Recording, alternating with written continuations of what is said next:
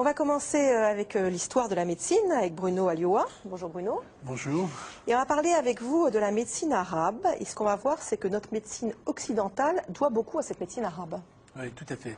La civilisation arabo-islamique a occupé une place très très importante entre le 8e et le 13e siècle, en particulier dans le domaine de la médecine et de la science. Et en fait, il faut dire qu'au même moment, il régnait en fait en Occident ce qu'on appelle un véritable obscurantisme, lié en grande partie à l'antihellénisme de l'Église, lié aux invasions barbares. Bref, les manuscrits étaient complètement en déliquescence et on ne s'en occupait absolument pas. En revanche, les médecins arabes ont très vite compris l'intérêt qu'il y avait à étudier ces manuscrits qui datent des auteurs grecs et latins. Et donc, en fait, non seulement ils les ont étudiés, mais ils les ont améliorés en apportant un petit peu ce petit plus, une rigueur, et puis un raisonnement médical tout à fait original, tout à fait logique, et un raisonnement qui était sans aucune mesure avec celui qui existait au même moment en Occident. Alors on va prendre 4 exemples de maladies, de choses que les médecins arabes, de leur incroyable savoir. Alors on pourrait faire plusieurs émissions, c'est extraordinaire, mais par exemple, premièrement, dans le domaine des maladies infectieuses, les Arabes ont compris très vite, par exemple, la variolisation, ce qui est un peu l'ancêtre de la vaccination. Ils le pratiquaient, c'est-à-dire c'était pour lutter contre la variole. Or, il a fallu attendre la fin du XVIIIe siècle pour que ça soit introduit en Europe. Ils ont identifié, il y avait une maladie qu'on connaît tous, la gale. On ne savait pas d'où venait la gale. Eux ont identifié que c'était dû à un petit parasite qu'on appelait le sarcope.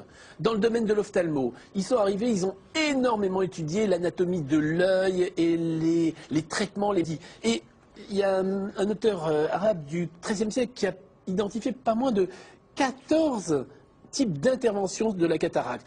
Dans le domaine, alors je crois que aussi c'est le petit plus que j'ai trouvé un petit peu amusant, c'est dans le domaine de la création des hôpitaux. En France, c'était très simple. On mettait un hôpital dans l'endroit le plus pourrave. C'est-à-dire, on met l'hôpital Saint-Louis carrément à côté presque de Montfaucon. On met l'hôpital Broca à côté de la Bièvre. Alors que eux créent des énormes hôpitaux avec des pavillons. Qu'est-ce qu'il y avait de pourrave à Montfaucon? Montfaucon, c'est là où on mettait les condamnés à mort. François Villon. Bon, enfin, c'est pas grave. François Fillon, vous connaissez? C'est François Fillon. François Villon. Continuez. Il faut que ça monte, hein. Ouais, mais, par exemple, il y a dit Razès, qui est le plus grand médecin arabe, un des plus grands médecins arabes, il y a le calife, il lui dit: je voudrais installer un hôpital à Bagdad. Comment on fait? Alors Razès, il lui dit: c'est très simple, vous mettez des bouts de barbac un peu partout autour de la ville, et là où il y aura le moins de mouches, là vous installerez votre hôpital. Et puis, et ainsi de suite. Mais c'est pas bête, hein. Pas bête, très logique. Mais surtout le grand plus, c'est un monsieur qui s'appelle Ibn Nafis, qui en fait a découvert véritablement la circulation sanguine, et ça, 400 siècles avant Harvey. Et puis un domaine dans lequel ils sont particulièrement illustrés, c'est la pharmacologie, et notamment ils ont mis au point des appareils extrêmement malins. Oui. Juste Harvey, c'est celui qui a découvert la tension artérielle. Exactement. Bravo.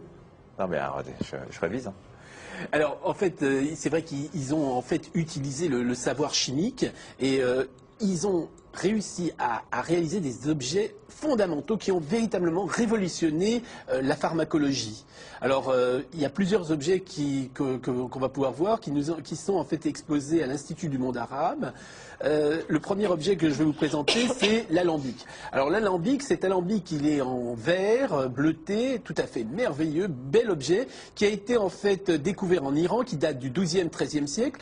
En fait, il permettait de séparer les différents produits, ce qui permettait, après chauffage et refroidissement, ce qui permettait de créer en fait des parfums, des essences, des arômes, enfin, bref, ça a été une véritable, des alcools, ce qui a été une véritable révolution dans le domaine de la pharmacie. Le deuxième objet, c'est une albarelle.